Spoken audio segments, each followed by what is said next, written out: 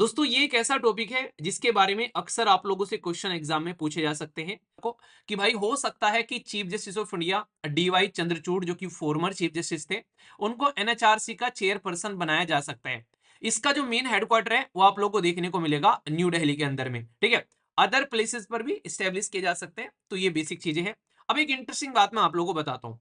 आप लोगों से अगर आप लोग को लिखना पड़ जाए कि ह्यूमन राइट होता क्या है, वैसे तो मैंने बता दिया कि इंसानों को इंसानों की तरीके से ट्रीट करो, उसको ह्यूमन राइट बोलते हैं।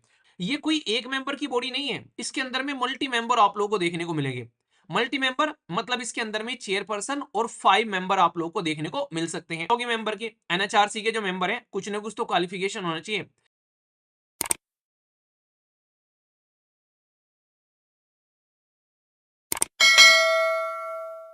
दोस्तों ये एक ऐसा टॉपिक है जिसके बारे में अक्सर आप लोगों से क्वेश्चन एग्जाम में पूछे जा सकते हैं, क्योंकि हम लोग यहाँ पर बात करेंगे ह्यूमन राइट चीफ के बारे में। हमारे देश के अंदर में ये पोस्ट जो है ये खाली थी, तो इसको भरने के लिए जद्दोजहद चल रही थी कि कौन बनेंगे एनएचआरसी के मुखिया। तो यहाँ पर अभी न्यूज निकल कर आ रही है कि भाई साहब इसको मुखिया बनाने के लिए एक इंसान को चूज कर लिया गया है, और उन इंसान का नाम है जस्टिस। एक तो वी आर से याद रख लेना इस तरीके से, ठीक है ना। जैसे नहीं VEER, तो इसमें से ये हटा देना, मतलब याद रखने के लिए यार कुछ भी तिगड़मबाजी लगा लिया करो। जैसे मुझे एकदम याद आया तो मुझे याद आया, तो मैंने कहा थोड़ा आपको बताऊंगा ताकि जैसे ऑप्शन रहे ना, तो आप लोग उस ऑप्शन को उसमें से हटा सको, ठीक है। तो इनका नाम है वी, या फिर रामा के नाम से याद रख लेना, ठीक है। जैसे भगवान राम, तो राम जी जो है ह्यूमन राइट, यानी कि जो लोग जिनके अधिकार जो है उनको खराब किया जा रहा है, कोई उसमें हरकतें कर रहा है, तो खुद राम जी आ रहे हैं यहाँ पर उनके अधिकारों को ठीक करने के लिए। तो वी रामा सुब्रमण्यन ये एक रिटायर्ड बेसिकली सुप्रीम कोर्ट के जज हैं जिनको मुखिया बनाया जा रहा है। पहले ऐसा हुआ करता था कि chief justice of India he farmer वो इसके मुखिया बन सकते थे, पर लेकिन बाद में इसके अंदर में चेंज किया गया। तो अब रिटायर्ड जो पर्सन है, जो खासकर जो सुप्रीम कोर्ट के जज हैं, उनको भी मुखिया बना दिया जाता है, क्योंकि जून 2024 से ये पोस्ट जो है ये खाली पड़ी हुई थी। तो अब यहाँ पर इस पोस्ट को भरने के लिए इनका नाम यहाँ पर आगे लेकर आया गया है, ठीक है। इसी के साथ में जो यहाँ पर इनका नाम भी याद रखते हैं, यहाँ पर इनका नाम है प्रियांक। तो प्रियांक जो जिनका नाम है कानगो, तो यहाँ पर ये चाइल्ड राइट एडवोकेट, इनको मेंबर बनाया गया। और जस्टिस विद्युत रंजन, इनका भी नाम याद रख लीजिएगा, इनको भी यहाँ पर मेंबर अपॉइंट किया गया। पर लेकिन मेन इंपॉर्टेंट पर्सनैलिटी कौन है, वो है जो यहाँ पर मुखिया थे। पहले कायस्थ लगाया जा रहा था, और हिंदू ने भी आर्टिकल पब्लिश किया था 20 दिसंबर को कि भाई हो सकता है कि chief justice of India DY Chandrachud जो कि फॉर्मर चीफ जस्टिस थे, उनको एनएचआरसी का चेयरपर्सन बनाया जा सकता है। पर फिलहाल के लिए इनका नाम सामने नहीं आया। तो यहाँ पर जो नाम सामने है वो आप लोग याद रखिएगा। तो पर्सन इन न्यूज में भी आप लोगों से डायरेक्टली पूछा जा सकता है, ठीक है। तो हमारे देश के अंदर में एनएचआरसी जो है वो कैसी बॉडी है, ये एक स्टैट्यूटरी बॉडी है। स्टैट्यूटरी बॉडी कैसी बॉडी होती है, जिसको एक कानून पास कर कर बनाया जाता है। तो यहाँ पर भी इसके लिए कोई कानून पास कर कर बनाया गया है, और क्या क्या बातें हैं मैं आप लोगों को थोड़ा सा डिटेल में बता देता हूँ इसके बारे में, ताकि आप लोग चीजों को समझ सकें, ठीक है। तो क्वेश्चन आप लोगों से पूछे भाई संवैधानिक है क्या? नहीं यार, संवैधानिक नहीं है भाई। संवैधानिक बॉडी वो बॉडी होती है जिसके बारे में संविधान में लिखा हुआ है। इसके बारे में तो कुछ भी नहीं संविधान में लिखा हुआ है, तो संवैधानिक बॉडी कैसे होगी, ठीक है। तो संवैधानिक बॉडी नहीं है। ना ही एग्जीक्यूटिव बॉडी है। एग्जीक्यूटिव मतलब सरकार अपने आप बना देती है बिना पार्लियामेंट में पास किए हुए, तो उसको एग्जीक्यूटिव बोल देते हैं। जैसे हमारा नीति आयोग हो गया, पहले प्लानिंग कमीशन हुआ करता था, ठीक है। ये कैसी बॉडी है, ये कानून पास कर कर बनाई गई है पार्लियामेंट में, यानी कि जैसे लोकसभा राज्यसभा में कानून बिल लेकर आए, फिर बिल जो है पास हो गया, और प्रेसिडेंट ने साइन कर दिए, गजट में पब्लिश कर दिया, तो कानून बन गया। तो यहाँ पर इसके अंदर में आज की डेट में ये एक तरीके से ये काम करती है कि हमारी सोसाइटी के अंदर में क्या क्या दिक्कतें हैं उनको देखो। क्योंकि बात की जा रही है नेशनल ह्यूमन राइट, ह्यूमन मतलब इंसान के अधिकारों के लिए एक कमीशन, एक बॉडी। तो यानी कि जो भी दिक्कत है देश में, ये उसको ध्यान रखती है। और ऐसा नहीं कि आप लोग इसमें जाकर रिपोर्ट ही करोगे कि भाई साहब जाओ रिपोर्ट करो तब ये चीजों को देखेगी, नहीं। अगर यहाँ पर न्यूज़पेपर में कुछ आ रहा है, मीडिया में, टेलीविजन पर कहीं पर कोई रिपोर्ट के थ्रू न्यूज आ गई, तो उसको भी यहाँ पर ये देखते हैं, और उसके ऊपर भी यहाँ पर ये अपना बेसिकली एक तरीके से जो है कहीं ना कहीं गाइड करते हैं कि जो भी उससे रिलेटेड ऑर्गेनाइजेशन है कि ये क्या हो रहा है तुम्हारे एरिया में, देखो इसको, ये गलत बात है, ऐसा नहीं होना चाहिए यार, ठीक है। तो यहाँ पर ये आप लोगों को देखने को मिलेगा कि इंसानों की लाइफ के बारे में, लिबर्टी के बारे में, इक्वलिटी के बारे में, डिग्निटी के बारे में। कहने का मतलब यह कि इंसान को इंसानों की तरीके से जिंदगी जीने के लिए क्या क्या माहौल चाहिए, उसके लिए ये बेसिकली ध्यान रखते हैं और उस माहौल को देखते हैं। इसका जो मेन हेडक्वार्टर है वो आप लोग को देखने को मिलेगा न्यू दिल्ली के अंदर में, ठीक है। अदर प्लेसेस पर भी स्टेब्लिश किए जा सकते हैं, तो ये बेसिक चीजें हैं। अब एक इंटरेस्टिंग बात मैं आप लोगों को बताता हूँ। आप लोगों से अगर आप लोग को लिखना पड़ जाए कि ह्यूमन राइट होता क्या है, वैसे तो मैंने बता दिया कि इंसानों को इंसानों की तरीके से ट्रीट करो, उसको ह्यूमन राइट बोलते हैं। पर लेकिन कोई बोलने लगे कि भाई ह्यूमन राइट यार बता तो सही, डेफिनेशन लिखनी है हम लोगों को, तो लिख लो भाई, अपनी नहीं बता रहा हूँ, यूएन की बता रहा हूँ सीधा। यूएन क्या कहता है ह्यूमन राइट के बारे में? यूनाइटेड नेशन ये कहते हैं कि human right are those right, यानी कि ह्यूमन राइट वो राइट है जो कि एक तरीके से इनहेरेंट रहते हैं to all the human being. जैसे नहीं कहते हैं हमारे संविधान में, आप लोग जाओगे तो पार्ट थर्ड में फंडामेंटल राइट है, उसके साथ में इसको कंपेयर करिए थोड़ा सा। फंडामेंटल राइट में आप लोग आर्टिकल 12 से लेकर आर्टिकल 35 तक है। अभी हमारे देश के अंदर में राइट टू प्राइवेसी जो है वो फंडामेंटल राइट बनाया गया, तो कहां से निकाल कर लेकर आए? आर्टिकल 21 से निकाल कर लेकर आए। तो ये बोला गया इस आर्टिकल में, जब यहां पर इसको एक्सप्लेन किया गया सुप्रीम कोर्ट के द्वारा, बड़ी इंटरेस्टिंग चीज है, थोड़ा ध्यान से सुनिएगा।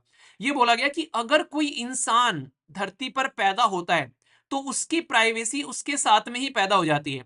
यानी कि छोटे से बच्चा जो कि आज ही अभी 2 सेकंड पहले अभी अभी पैदा हुआ है, उन्हें कहते ये कल का पैदा हुआ, तो ये छोटा सा जो बच्चा जो कल का पैदा हुआ है, उसकी भी प्राइवेसी जो है वो यहाँ पर बेसिकली आ जाती है पिक्चर में। ये आर्टिकल 21 बोलता है। तो यानी कि आप लोग जैसे ही इंसान बनते हो तो आप लोग के अधिकार यहाँ पर आप लोग के पास में आ जाते हैं। तो ये कहीं ना कहीं ये इंटरेस्टिंग ये पॉइंट है जो आप लोग यहाँ पर याद रखेगा। तो ऐसा ही कुछ यहाँ पर बोला गया यहाँ पर कि भाई साहब आप लोग इंसानों को ना तो ये देखोगे कि भाई ये कौन सी रेस से आया निकल कर, कौन सा सेक्स है, मेल है कि फीमेल है, कौन सी देश का है भाई साहब, कौन सी एथनिसिटी से है, क्या लैंग्वेज बोलते हैं, इसका रिलीजन क्या है, ये बेसिकली इसका स्टेटस क्या है, ये आईएएस ऑफिसर है या फिर एक रिक्शे वाला है, तो कुछ नहीं देखना है। इंसान है, इंसानों की तरह ट्रीट करो उसको। इंसानों की तरह ट्रीट करने का मतलब है कि भाई साहब उसको एक अच्छी जिंदगी दो जिस तरीके से एक इंसान को मिलनी चाहिए। ऐसे नहीं कि भाई साहब उसको बंधुआ मजदूर बना रखा है, उसको सैलरी नहीं दे रहे हैं, उसके साथ में गलत काम कर रहे हैं, गलत तरीके से उसको देख रहे हैं। तो इसलिए यहाँ पर ये every human being without any discrimination, कोई भेदभाव नहीं होना चाहिए भाई साहब। यहाँ पर कोई किसी को स्लेव नहीं बनाना, किसी को टॉर्चर नहीं करना किसी भी तरीके से। तो उसकी खुद की जिंदगी रखो, उसको राइट टू वर्क भी दो, उसको एजुकेशन भी दो प्रॉपर। तो ये चीजें आप लोग यहाँ पर कर सकते हो।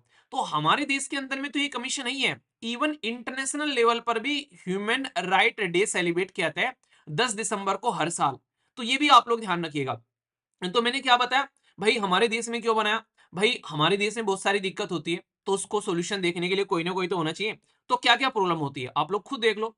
भाई साहब आज की डेट में किसी इंसान को गलत तरीके से अरेस्ट कर लिया, ठीक है, तो उसकी कोई गुनाह नहीं था, ह्यूमन राइट जो उठाएगा मुद्दा। कस्टडी में किसी को पीट पीट कर मार दिया, गंगा जल मूवी नहीं देखी क्या हालत की गई है उनकी, तो ये दिक्कत आप लोग देख सकते हैं। किसी का फेक एनकाउंटर कर दिया भाई साहब, मतलब गुनाह किसी का था, मार किसी को दिया दिखाने के लिए कि हाँ यही था, इसी को पकड़ लो, ठीक है। कहीं पर दंगे फसाद करवा दिए, कम्युनल वायलेंस हो गया यहाँ पर। मतलब कोई भी ऐसी चीजें अगर देखने को मिले, चाइल्ड लेबर कहीं पर हो रही है, या फिर किसी की एक्स्ट्रा जुडिशियल किलिंग हो रही है कि भाई साहब जुडिशरी के पास ही नहीं पहुंचा गया उस इंसान को, बाहर ही बाहर निपटा दिया यहाँ पर। सेक्सुअल वायलेंस हो रहा है किसी के साथ में, ठीक है, एब्यूज हो रहा है, जैसे कि कोई भी अलग अलग केसेस आप लोगों को देखने को मिले, तो उसके बारे में आप लोग यहाँ पर ध्यान रख सकते हैं। तो वो चीजें समझो। इसी के साथ में एलजीबीटी कम्युनिटी के बारे में बात करते हैं, इसको आप लोग समझ सकते हैं। शेड्यूल कास्ट या फिर शेड्यूल ट्राइब के बारे में आप लोग यहाँ पर देखिए। तो यहाँ पर रिलीजियस माइनॉरिटी है कोई, मान लीजिए हमारे देश के अंदर में मैक्सिमम लोग जो हैं वो हिंदू कम्युनिटी से आते हैं। मान लीजिए कोई रिलीजियस माइनॉरिटी है, ठीक है, जिसकी बहुत ही कम संख्या आप लोगों को देखने को मिलती है, उनके अधिकारों के बारे में कोई बात ही नहीं कर रहे हैं। अच्छा, राइट टू रिलीजन जो है वो हमारे संविधान में किस आर्टिकल से किस आर्टिकल तक आप लोगों को देखने को मिलता है, कौन सा अनुच्छेद है? तो यहाँ पर हमारे संविधान में तो ये चीजें ही हैं। एक छोटी सी बात मैं आप लोग को बता दूं जो आप लोग थोड़ा ध्यान रखना। एक साइड में आप लोग को फंडामेंटल राइट देखने को मिलते हैं, भाई वो भी एक तरीके से ह्यूमन राइट ही है, वो इंसानों के अधिकारी तो हैं। तो वो भी तो आप लोग को बोलते हैं भाई साहब फ्रीडम है, आप लोग को बोलने की आजादी है, अपनी जॉब कर सकते हो, कहीं पर भी जाकर रह सकते हो, एक अच्छी लाइफ को एंजॉय कर सकते हो। तो दोनों को कंपेयर करिएगा आप लोग, इस चीज को ध्यान रखिएगा। अगर कोई पूछे भाई फंडामेंटल राइट भी तो ह्यूमन राइट ही है, हाँ वो भी एक तरीके के ह्यूमन राइट ही आप लोगों को देखने को मिलते हैं, तो उनको कंफ्यूजन में लेकर मत जाइएगा। तो ये चीजें आप लोगों ने समझनी है, ठीक है। अब यहाँ पर ये जो पर्टिकुलर पोस्ट है, अब ये तो आप लोगों को मैंने बता दिया कि भाई यहाँ पर अभी एक पर्सन भी अपॉइंट किए गए, मुखिया और कुछ मेंबर भी अपॉइंट किए गए। तो भाई ये होते कौन कौन है इसके अंदर में, जरा हमको भी बताओ। आइए भाई देख लेते हैं। ये कोई एक मेंबर की बॉडी नहीं है, इसके अंदर में मल्टी मेंबर आप लोगों को देखने को मिलेंगे। मल्टी मेंबर मतलब इसके अंदर में चेयरपर्सन और 5 मेंबर आप लोगों को देखने को मिल सकते हैं। तो यहाँ पर ये एक अलग अलग एक्सपीरियंस के लोग होंगे। तो ऐसा थोड़ी ना कि किसी मजदूर को ही मारा जाएगा, हो सकता है कल को किसी इंजीनियर को पीट दे, परसों किसी डॉक्टर को पीट दे, परसों भाई साहब किसी अलग इंसान को जाकर थपड़िया दे कोई, ठीक है, गलत तरीके से कोई कुछ काम कर दे। तो ये एक तरीके से अलग अलग डाइवर्स एरिया के लोग आएंगे यहाँ पर। मुखिया कौन बन सकते हैं भाई? पहले चीफ जस्टिस ऑफ इंडिया थे ओनली, अब बोल दिया कि चीफ जस्टिस ऑफ इंडिया बना लो, चाहे यहाँ पर सुप्रीम कोर्ट के जज बना लो, ठीक है। तो ये बड़ा चेंज किया गया। तो पुराने में जो था वो only chief justice of India हुआ करते थे, अब यहाँ पर सुप्रीम कोर्ट के किसी जज को भी बनाया जा सकता है। मेंबर के बारे में अगर बात करते हैं तो भाई क्या होगा, मेंबर जो है मैंने अभी आप लोगों को बताया, बाकी तो रहेंगे अलग अलग एक्सपीरियंस के, पर ये चीज याद रखना कि एटलीस्ट वन एक वुमेन भी रहेगी। भाई कल को महिलाओं के साथ में कुछ गलत हो रहा है तो महिलाओं की जो दिक्कतें हैं, दुविधा है, तो महिला ज्यादा अच्छे से समझेगी, तो इसके अंदर में एक महिला भी होनी चाहिए। तो ये बात यहाँ पर निकाल कर लेकर आई। बाकी ये तो होने ही होने चाहिए। इसके साथ में 7 एक्स ऑफिशियो मेंबर, और ये क्वेश्चन पूछा गया अभी रिसेंटली एग्जाम के अंदर में कि भाई जो 7 एक्स ऑफिशियो मेंबर हैं, एक्स ऑफिशियो मेंबर वो कौन कौन रहेंगे। एक्स ऑफिशियो का मतलब ये होता है कि इसमें बकायदा इनका सिलेक्शन नहीं किया जाता है कि भाई इसमें इनको लेकर आना है नेशनल ह्यूमन राइट कमीशन में, नहीं, वो अपनी पोस्ट पर जाएंगे। नेशनल ह्यूमन जो यहाँ पर नेशनल कमीशन फॉर माइनॉरिटी है, शेड्यूल कास्ट है, शेड्यूल ट्राइबल है, वुमेन है, बैकवर्ड कम्युनिटी है, राइट जो बच्चों के बारे में, प्रोटेक्शन के बारे में, पर्सन विद डिसेबिलिटी, अगर कोई इस पोस्ट पर जाकर बैठेगा कोई भी इंसान, तो इमीडिएटली इसमें तो समझो कि भाई साहब ये पोस्ट इसको मिली गई है, मतलब ये अलग से इसमें यहाँ पर इसमें अलग से इनरोल करने की जरूरत नहीं पड़ेगी, ठीक है। तो मतलब एक तरीके से ये चीज समझो, आप लोगों ने यूपीएससी का अगर क्लासेस ले ली है एप्लीकेशन पर, जो ऑल इन वन कोर्स है, उसमें एनसीईआरटी जो है वो मिल ही गई, वो अलग से लेने की जरूरत नहीं है। इस तरीके से आप लोग समझो, मैं उदाहरण देता हूं ना, आप लोगों की जॉब लग गई है, आप लोगों को तो जॉब आप लोगों की लग गई है, तो जॉब लगने के बाद में भाई शादी हो ही जानी है, वो एक्स ऑफिशियो पोस्ट है आप लोगों की, वो तो मिलनी ही जानी है भाई साहब। तो ये समझो आप लोग यहाँ पर, तो ये एक ऐसी पोस्ट है जिसके लिए एफर्ट नहीं डालना है आप लोगों को अलग से, तो ये आप लोगों को एक्स ऑफिसियो का मतलब ये है कि ये आप लोगों को एफर्टलेस मिल जानी है। तो ये 7 इसमें एफर्टलेस लोग आप लोगों को देखने को मिलेंगे। तो ये चीजें आप लोग यहाँ पर समझ सकते हैं। भाई ठीक है, समझ में आ गई इतनी बात, इस चीज को आप लोग ध्यान रखिए। अब आगे चलिए, यहाँ पर बात की जा रही है कि क्वालिफिकेशन क्या होगी मेंबर की। एनएचआरसी के जो मेंबर हैं कुछ ना कुछ तो क्वालिफिकेशन होना चाहिए। तो जो चेयरपर्सन है उसकी तो मैंने बता दी, बाकी जैसे मेंबर है यहाँ पर, ये रिटायर्ड या फिर सुप्रीम कोर्ट के जज या फिर यहाँ पर chief justice of high court हो सकते हैं। अलग अलग प्रैक्टिकल नॉलेज हो अलग अलग एरिया में, तो ये भी इस तरीके से देखने को आप लोगों को मिल सकते हैं। तो मतलब पर यहाँ पर एक वुमेन होनी चाहिए, ये चीज आप लोग ध्यान रखना, ठीक है। अब बात कर ली, अच्छा ये बताओ, अगर इनको हम लोग को अपॉइंट करना है तो अपॉइंट करने के लिए कोई ना कोई तो चाहिएगा ना, कौन इनको अपॉइंटमेंट करेगा कि भाई साहब इसकी वजह से यहाँ पर इनका अपॉइंटमेंट होगा। तो ये चीज आप लोग यहाँ पर ध्यान रखिएगा, ये इंटरेस्टिंग है, जो आप लोग थोड़ा सा ध्यान से सुनिएगा, क्योंकि यहां से डायरेक्ट क्वेश्चन पूछ ले आते हैं। इसका जब अपॉइंटमेंट किया जाएगा तो बकायदा एक कमेटी यहां पर रिकमेंडेशन देगी। जैसे कि उदाहरण के तौर पर आप लोग देखो, यहां पर अभी फॉर्मर सुप्रीम कोर्ट के जज जो है, ह्यूमन राइट जो बेसिकली जो पैनल है उसके चीफ बनाए जा रहे हैं यहाँ पर। तो किसी ने तो यहाँ पर इनको रिकमेंड किया होगा यहाँ पर कि भाई इन्हीं इंसान को यहाँ पर बनाओ। तो ये काम करने वाली ऑर्गेनाइजेशन है हमारे देश के अंदर में, जिसके अंदर में 6 मेंबर आप लोगों को यहाँ पर देखने को मिलते हैं इस कमेटी के अंदर में। मैंने अभी बताया, दोनों में कंफ्यूज मत होना। ह्यूमन राइट कमीशन जो नेशनल ह्यूमन राइट कमीशन है उसके अंदर में भी 6 मेंबर है, 5 मेंबर प्लस इसके जो बेसिकली मुखिया है चीफ। ऐसे ही इसको अपॉइंट करने के लिए भी इसके अंदर में आप लोग को एक कमेटी देखने को मिलेगी, उसके अंदर में भी 6 मेंबर है, और ये भी डायरेक्ट क्वेश्चन आप लोगों से बनता है, ठीक है। जैसे प्राइम मिनिस्टर ऑफ इंडिया मुखिया रहते हैं, लोकसभा के स्पीकर देखने को मिलेंगे। कौन है लोकसभा के स्पीकर जरा बताइए। डिप्टी स्पीकर कौन है राज्यसभा में, ये भी आप लोग बताइए। ये छोटी छोटी बातें पता होनी चाहिए, कंफ्यूज आना नहीं। लीडर ऑफ अपोजिशन कौन है लोकसभा के अंदर में, जरा बताइए, देखो किस किस को पता है। लीडर ऑफ अपोजिशन कौन है राज्यसभा के अंदर में, और इसी के साथ में होम मिनिस्टर कौन है।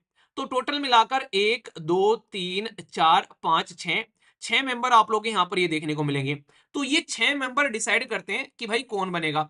इसमें 6 मेंबर के साथ में प्लस एक एक्स्ट्रा इंफॉर्मेशन और ऐड कर लेना, क्योंकि ये 6 के तो साथ में काम करने ही करने हैं।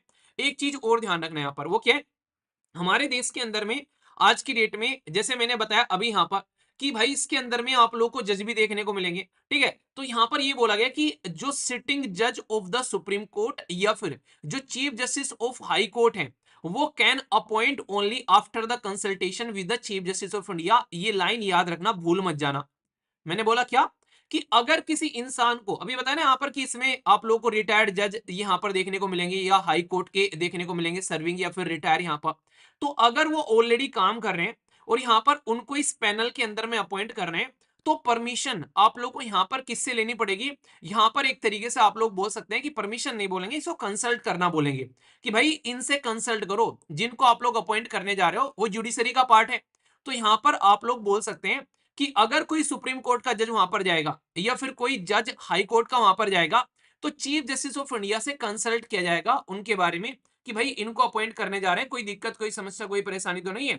तो ये चीजें आप लोग यहाँ पर याद रखिएगा, ठीक है। तो बहुत ही बेसिक है, इसके लिए आप लोग यहाँ पर समझ सकते हैं। आगे चलते हैं। भाई हम लोग को अपॉइंट तो करना ही है, करना है, इसकी टर्म एंड कंडीशन क्या होनी चाहिए? इसके लिए एक छोटा सा क्वेश्चन मैं आप लोगों से पूछूंगा, जिसको आप लोग और अच्छे से याद रखिएगा, ताकि आप लोग चीजों को याद रख सकें। हमारे देश के अंदर में आज की डेट में जो हाई कोर्ट के जो जज हैं उनकी रिटायरमेंट एज है 62 साल, 62 ईयर। और जो सुप्रीम कोर्ट के जज हैं उनकी रिटायरमेंट एज है 65 साल। तो यहां पर उसी को ध्यान में रखते हुए यहां पर जो एनएचआरसी है, क्योंकि उसमें यही लोग आएंगे, तो इसका जो टेन्योर रखा गया है, यानी कि इसका जो यहाँ पर कितने देर तक वो रहेंगे, जो ये टाइम है, तो बोला गया कि यहाँ पर 3 ईयर रखा जाएगा। या तो 3 ईयर रखा जाएगा या फिर 70 साल यहाँ पर रखा जाएगा। तो दोनों में से जो भी पहले हो जाए तो वो आप लोग समझ सकते हैं। मान लीजिए डीवाई चंद्रचूड़ जी जो है वो अभी रिटायर होकर गए 65 साल के। लगता नहीं है बंदा फिट, देखे कितने थे वो।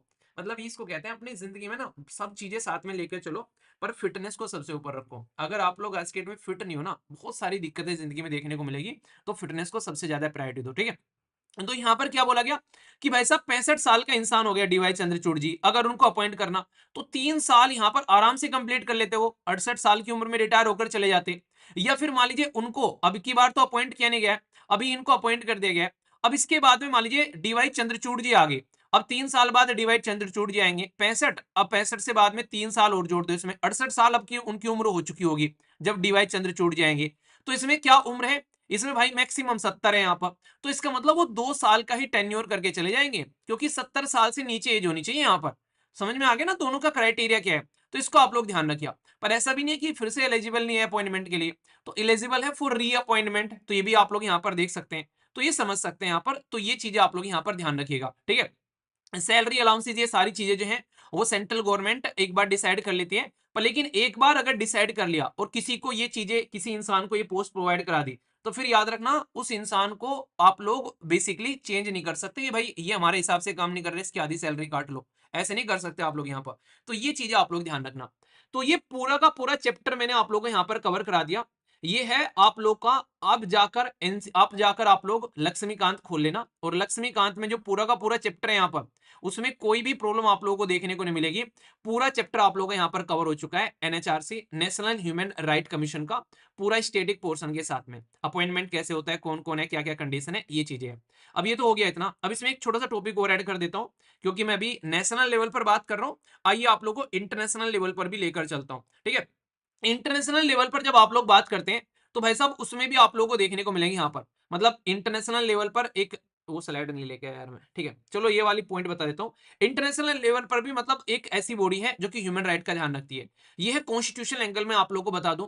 अगर कोई आप लोगों से पूछे, जैसे इंटरनेशनल लेवल पर मैंने आप लोगों को बताया ह्यूमन राइट डे सेलिब्रेट किया था, तो यूनिवर्सल डिक्लेरेशन अगर बात करते हैं आप लोग यहाँ पर, हमारे संविधान के अंदर भी फंडामेंटल राइट और डीपीएसपी ह्यूमन राइट के बारे में बात करती है।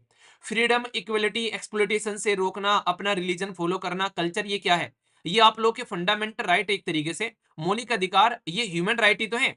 साथ ही साथ में यहाँ पर आप लोग देख लो directive principle of state policy की राइट टू वर्क मिलना है, इक्वल पे मिलनी है, ये सारी चीजें क्या है? ये एक तरीके से अधिकारों के बारे में तो बात की जा रही है।